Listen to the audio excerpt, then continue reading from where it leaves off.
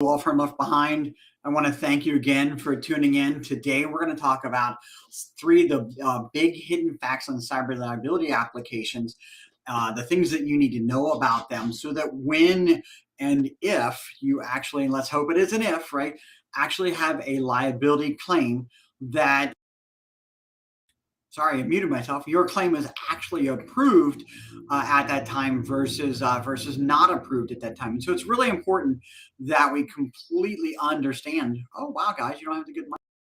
Now we're on the good microphone here, so that you completely understand what's going on with your cyber liability applications. And the good news is, and I'm not going to tell you who they are, but I've got 4 different cyber liability insurance applications.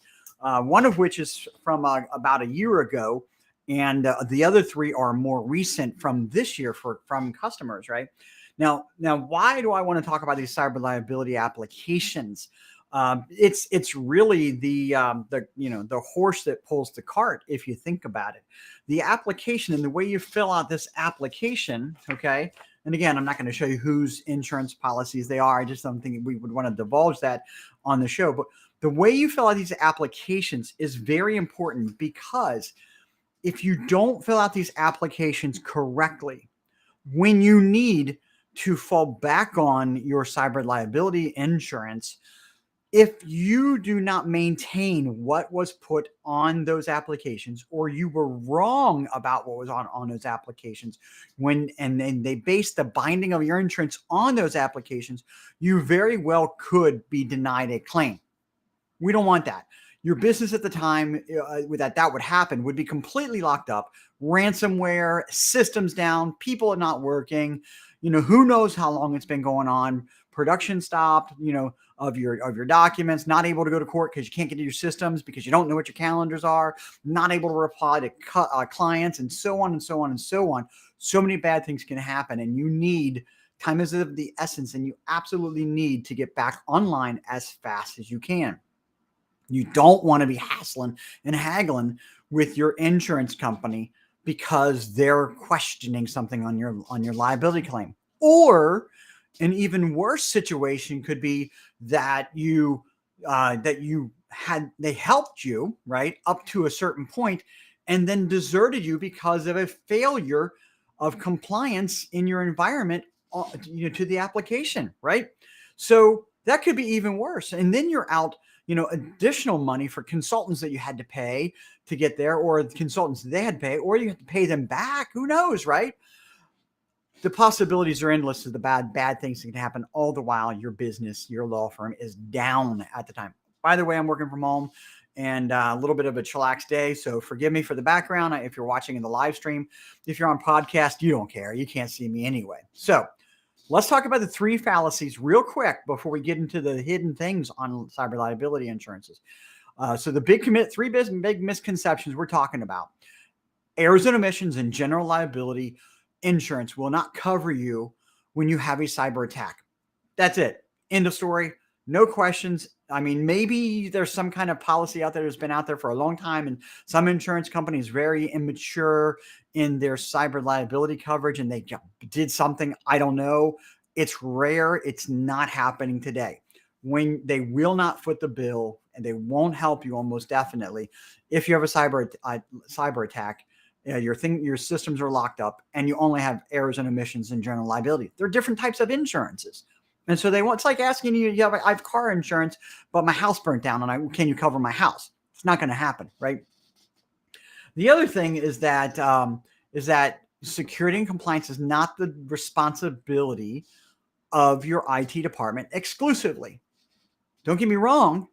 They have a role in security, and they have a role in the security with compliance with regard to how their security meets the compliance requirements, but it's not their job to tell you what you need to do and how to be compliant. You might have some really good IT people, I don't know, it's possible, but it is not generally the role of just IT. It is a business decision for your law firm. C-level executives need to be involved. Partners need to be involved. The technology committee needs to be involved, probably a subset of technology committee, actually, at the highest level, because this is about compliance And this is about making sure that what we say we're going to answer on these applications is correct. And that's generally why we do it. Or we're meeting a customer's requirement. So it's not just the responsibility of them. Okay. It is their responsibility to make sure that the technology that they're playing, that plays a part of it, works. Okay. And you get that technology if it's needed, right? It's the IT's role. And if you think that, if you're outsourcing your IT, like a lot of our customers do, how do I put this? Compliance is not generally covered with most managed service providers. Compliance is a little bit different. You're going to find out that your IT company, when you have a catastrophe, a cyber liability catastrophe, you're going to say, well, why didn't you meet these requirements on this piece of paper that, we were supposed to meet? And they're going to say, well, you never gave us the piece of paper, or you filled the piece of paper out, or we filled the piece of paper out together, the application together, and you didn't give us a chance to do this, right? It is not necessarily something that's covered. These are separate things. And again, I'm going to give you an analogy of what one of my customers came to me and said, Jim, do you have us covered, right? Do you have us covered? And I love this question. And I said, well, that's a good question, right? I have you covered in that I've got antivirus in place. I got firewalls in place. I've got, web filtering in place. I've got spam prevention, all kinds of great securities in place. And we're making sure that those securities are up or down. Okay. They're working or they're not working. And if they're not working, we make them work. Okay. And that they're updating. Okay. And if they don't do those things, if they're not running, they're not, they're fixed by us. That's how we have you covered. But what we don't have you covered for is, hey, there's a large mass of traffic going out of your firewall to China. Hey, also, there was an administrative account created on the server. Hey, also there was 500 files changed on your network, and a firewall on a computer was disabled, and all these interesting things are going on. Most organizations, unless you're paying for that separately from your IT company, right? Because they would provide this, that telemetry, if you will, to correlate all these things. It requires artificial intelligence and a lot of work and effort behind it, typically done by a security operations center, a SOC, if you will, not to be confused with SOC compliance. It's a security operations center where artificial intelligence collects and gathers data and all this stuff, and then looks at it and says, brings something to the top and says, this is maybe not a false positive. This is something that we need to question and put some eyes on, and a human being or a series of human beings put eyes on it, and then bring it to your IT department's attention. That is the type of coverage that you should get from a technology perspective. And again, even with that, these cyber liability insurance applications may not be met. Okay, so those are the three premises and big misconceptions. So let's get to talking about some of these things in these applications that you really need to know about. Okay. I'm going to take this one last because I think it's a very, very mature application, which is bad for you as an organization, okay, but good for an insurance company. Insurance companies' jobs are to not their job isn't to pay claims. Their job is to pay appropriate claims that they are covering people for. They're not paying claims just to pay claims. That's not how insurance companies work. If you're not applicable, if you don't have applicable coverage, they don't want to pay you. That's their job. So let's take this one. That's a simple one. I love this one. And this one I actually know is a couple years ago. Is MFA required to access your network? What does that mean, right? So one of the three hidden things here is how they word these questions. I don't know if it's out of ignorance or if it's intentional that they make these questions vague, but is MFA required to access your network? Well, so I think there's some definitions that have to go into what they mean by multi-factor authentication, because there's different kinds, right? Also to access your network, right? What does that mean? To log into my computer, to do a VPN, and so on and so on, to get my email. Like maybe I have an on-premise email server. I hope you don't anymore, but if you do, is the iPhone that I've got, in the application on my iPhone that accesses my email, is that multi-factor? So there's a lot of vagueness in a question like that. And some of them are even more vague, right? here's another really good one on the same application. Number of records that you store that contain non-public personal information or protected health information, PII or PHI, really. And the range, they actually give a range of acceptability of 30 to 40,000 records, right? Well, what does that mean, records, right? Does that mean documents? Does it mean databases, Excel, spreadsheets, and the rows in a spreadsheet? What does records mean? If you don't get the vagueness on these applications addressed, okay, and you just assume what they're asking, or your IT department that's going to help you answer this assumes, or your outsourced IT provider is going to help you answer this, they assume they know what they mean, okay, then what could happen is, again, they fall back into, well, that's not what we meant. Sorry, claim denied, stamp, boom, move on, right? Bad situation. We don't want that, okay? We want to make sure that we go back to our insurance agents and we talk to them about, or insurance brokers, and talk to them about these questions and get clarity from the people that govern the applications. That's what I'm talking about this month, is having us or somebody do that for you. We're offering to do that for our customers, right? So, all right, here's another one. Do you encrypt all sensitive and confidential information stored on your organization's systems and networks? Okay, so a couple of things about this question. Again, vagueness. Encrypt all. The word all is in there. It's not capitalized. It's not underlined. It's not maybe some. It's all of that stuff, right? Sensitive and confidential information in and of itself is kind of vague. What does that mean? Stored on your organization's systems and networks. Does Microsoft 365 count? Because I don't own that, but it is part of, I'm paying for that service. It's a SaaS service, software as a service. Sorry, the duplicativeness. But there's a lot of stuff here. And so if you just say yes and something's not encrypted, right? Sorry, claim denied, stamp is an option, I'm sure, that they could fall back on. Now, I've heard of organizations technically suing their insurance companies. Who wants to go through that, especially when you're down, right? It does happen. But if you just rubber stamp and say yes and move on, when it comes time for your claim, you could be really hurting on a situation like this. And I've circled some of these on these applications, by the way. Here's an interesting one, by the way. This is phishing controls. All right. I love that they put this on this application, and this one is from this year. Okay, it says phishing controls. If the answer to any question in this section is no, coverage cannot be bound under this program. If you desire an indication outside of the program, please provide details for any no answers on a separate page, right? So you can't even turn this application in with a no answer in this section. Hidden fact, okay?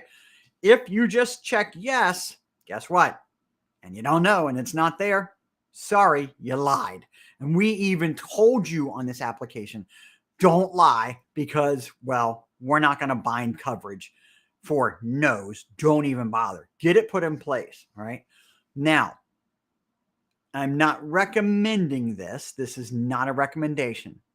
But I have seen where that desired indication, right, explanation in short, outside the program on a separate piece of paper, no, but we're implementing it and we'll have it implemented by this date, was okay. Now, if you say that and you say no, okay, how can you turn the application in though with that no? Okay, so you don't know. It does say, answer on a separate piece of paper. So if you say no and you give the details, somebody has to accept those details. Okay, and then you have to get explicit acceptance of those details, because you just don't want to assume if maybe there was a question that got messed up or somebody missed it, they didn't see it and said no. Even if you do implement it, I just don't. I don't know the ramifications. I don't want to assume anything when I've seen cyber liability claims in the $500,000 ranges and higher, right? When I've seen the smallest payout of a ransomware the ransom itself at $100,000, and the consulting fees, personally, our organization, of $35,000 to $50,000 in consulting fees to the insurance company to pay the claim, right? So we don't, most of your managed service providers are not going to cover disaster recovery or catastrophic situations like a cyber attack. They're going to bill the insurance company, and you don't want to have to pay that bill yourself. You want them to cover it. So don't assume at all. All right, so that's another one. Let's get to the third one here. I got another question here. What does this mean? Okay, this is an incredible question on this application, right? And again, the questioning is either intentionally kind of vague and obscure, or just still not mature enough at some insurance companies. That works to your benefit sometimes, but don't assume, because, the gray area, you're going to lose on a gray area conversation, right? You're going to lose in that gray area. The insurance company is going to win just about every time. So here's a question. Do you enforce a security policy that must be followed by all employees, contracts, and any other person with access to your network? What the frick is a security policy? What does that mean? I mean, I know about 5 different things that fit in the realm of security policy. Okay. What does that mean, right? Security policy. Do you enforce this? And let's talk about it, the enforcement of that. With enforcement comes validation. So we have to be able to validate that we are enforcing it, and we have to have it before we can even enforce it and validate it, right? So we need to know what it is, the details of it. What are you defining as a security policy? And how do you want us to prove to you that we are enforcing it? Well, most of the time you need a SIM, a security information event monitoring system, and a SOC behind that. We're pulling logs from all kinds of stuff, right? And so do we pull logs from firewalls? Do we? Yes, sure, right? Why not? Do we pull logs from log in and log out? Events? Do we pull logs from VPNs? Do we pull logs from antivirus, right? Every computer security policy could say every computer has an antivirus. Every security policy could say we can't go to these websites, and if you try, we log it, or we can log your web traffic. So what do you want us to do to enforce a security policy? Not to mention, what does that mean, right? Again, it kind of goes back to that SIM conversation. SIEM, Security Information Event Management. I always get it backwards, but SIEM. And so, again, this is a question that is a hidden type of thing, right? You need to go back to your broker. You need to ask that question, okay? And get a really detailed answer. Now, the piece de la resistance. Is that how you say it? I don't know if that's how you say it or not, but I said it that way. So this is probably one of the most mature applications I've seen. Okay. What I like about it is at the end of it, without showing who it is, we actually have a glossary of stuff, right? Of what they mean. Security Operations Center, a SOC, Sender Policy Framework, which we're going to talk about, vulnerability management tool, right? The common providers. This is a very mature application. This is an insurance company that is tired of paying frivolous claims for law firms that wiggled their way out of the other policy claims, and they had to pay claims that, well, we weren't really sure. We didn't know what we were doing. This is a mature thing. Now, a hidden thing in this question, okay? I love this. I'm going to just focus on the email security controls, right? All right. Do you tag external emails to alert employees that the message originated from an outside the organization? Yeah, sure. There's that tag. A lot of people see them all the time on email. That's a good question, right? And so that's, helping us. That's a pretty mature thing. I have never seen that on any of these other applications. Do you pre-screen emails for potentially malicious attachments and links? In other words, does your email, before it gets to your Outlook or whatever you use for that matter, your webmail, whatever it is it screened by another service? That's what they're asking there. That's a really good question. All right. Tell me who your email security provider is. That could be Microsoft 365. It could be Mimecast. These are the ones we recommend, right? Very, very mature. They know what they're asking. It's almost like I sat down and put the application together. By the way, if there's any insurance companies out there that are confused about any of this stuff, call me. I'll help you put your applications together, and it'll really tighten it up nice for you. Have you implemented, I love this section, any of the following to protect against phishing messages? And I love this one because I know why they put this on here. SPF, or Sender Policy Framework records, domain key identified mail, DKIMs, right? Domain keys and identified domain keys identified mail, domain message authentication reporting and conformance. So that's SPF records, DKIMs, and DMARCs, right? Now, I'm not going to go into the details of what all those are, but if you don't know what a DKIM, an SPF, and a DMARC is, message me and we'll get that cleared up right away. By the way, the glossary talks about these things. That's mature. Now, you almost cannot flub it on this application because they're so detailed, right? But here's the problem, okay? Let's suppose, oh, we got that. Boom, check, yes, okay? You're good. You're absolutely good. This is awesome. A couple of things could happen after which you've actually filled out this application. One of the things that could happen is you move your email from one hosting provider to another one. Right now, we're moving customers from GoDaddy, from Network Solutions. Even we're moving people from G Suite or Google Workspaces into Microsoft 365. We're doing it all the time. It's the biggest thing we're doing when it comes to migrations right now. If we move that stuff, these change. So even though when you filled out this application, when you filled it out, you hit the mark and you were good and you were set, and you could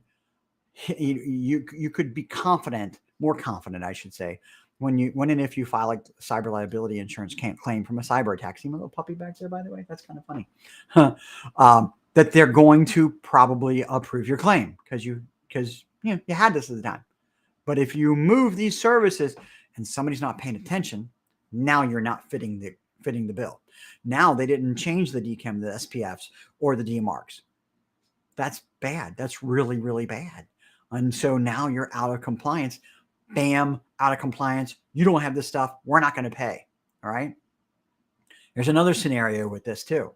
Let's suppose you don't move your email provider, but let's suppose you decide to pick up SurveyMonkey as a survey system for your business, for your law firm, whatever the purpose is. Did you know that for SurveyMonkey or any service to send an email with higher confidence to someone out that's for you? Okay, I'm sorry. Let me restate that. Did you know that SurveyMonkey or similar solutions that send emails using your domain, if they're going to hit an inbox of somebody outside of your domain and they're not going to go to junk mail, you need to have an SPF record for who's sending the email. So you say SurveyMonkey is okay to send email for us, and you put it in your SPF record. SPF records can be really long and multiple of them. So if your marketing department decides, let's just use SurveyMonkey, they set it up, they authenticate that your domain's okay to send it, but your SPF record did not get updated, then you could be denied coverage. Now, what is this all about? Because SPF, DKIM, and DMARC aren't really necessarily to protect you. Okay. I mean, they are, but really it's the receiver's confidence in that the email's origin is really truly from your domain. I know that makes sense. Listen to that a couple times. Remember, SPF records are really mostly so your emails don't get rejected by somebody that is receiving them. Okay. Similar to DKIMs and DMARCs, right? It's a way to verify that the email is coming from the legitimate source, which is your law firm. Okay. So why do we care for a cyber liability application if somebody else gets fake email from us? Well, I'll tell you why. Okay. Lots of scenarios in which fraud can happen with your clients and with your vendors, how they get paid. I've seen it. I've seen, $20,000, $30,000, $40,000 be robbed from payments that are owed to a law firm or escrow accounts that law firms would legitimately have to pay or put up, fund, right? And they were funded to the wrong places because of where an email came from. So a really good example, real simple example, right? I'm an illegitimate hacker, right? I'm a criminal hacker. I'm faking email from your organization to one of your customers, one of your big customers, and they need to pay, right? And I fake the domain. Well, because the SPF was not put in place ever, okay, then what happens is it doesn't get flagged as junk mail or spam. It's received in their inbox and they pay it. And I know you're thinking that will never happen to us. No way. Yeah, it has happened in the last year to organizations that we work with, right? That have had SPF records set up correctly, right? And DKIMs and DMARCs, right? So don't say it's not going to happen to you. It can and will potentially. I hope it doesn't, but it could. And so what the insurance company is saying is that you're going to get sued by that customer potentially for possibly not having simple little things in place that we want to safeguard against. And is that considered a cyber liability claim or not? And well, we don't even want it to be, because if you have these in place, we don't have to worry about you as much. So they're lowering the risk. Talk about mature application, right?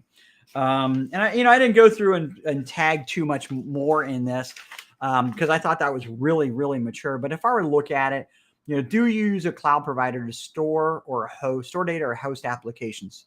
Do you have offsite backup? Did you change to an offsite backup when you said no on this, or offsite email? Did you change after you put your application? So the hidden thing is changes.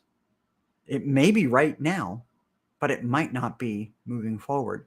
And so there needs to be some reconciliation with what's going on, what's current in your environment, to what your application said when it was filled out. These applications, you can get them from your insurance provider, and you need to get them from your insurance provider and find out. And somebody needs to have that conversation.